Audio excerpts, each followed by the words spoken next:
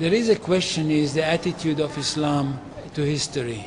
And in fact, what we find, the basic attitude is that all history is in fact an Islamic history.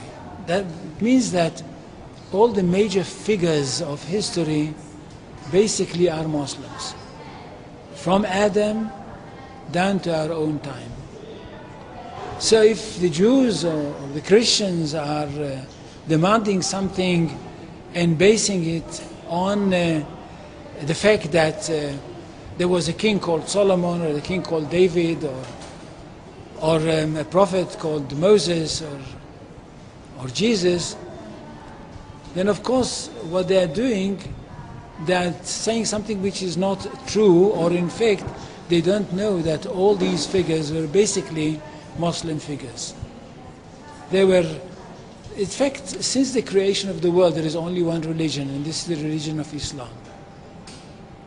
So if anybody says, look, there is a place which is connected with Solomon, and that's the place where the Temple of Solomon stood, a true Muslim would tell you, yes, absolutely right, but don't forget that Solomon was a Muslim.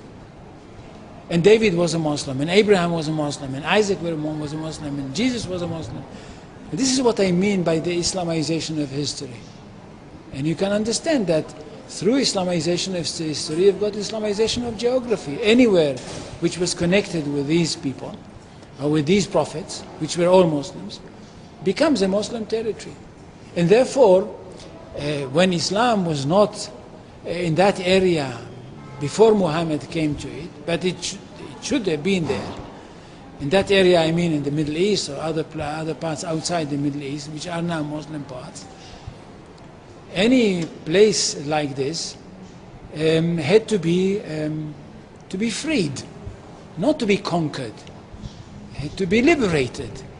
So Islam appeared in history in the time of Muhammad, or reappeared in history from their point of view, reappeared in history as a liberator. And therefore there is no Islamic occupation. If somebody occupied anything, it would be always somebody else, not the Muslims. So there is no Islamic occupation, there is only Islamic liberation.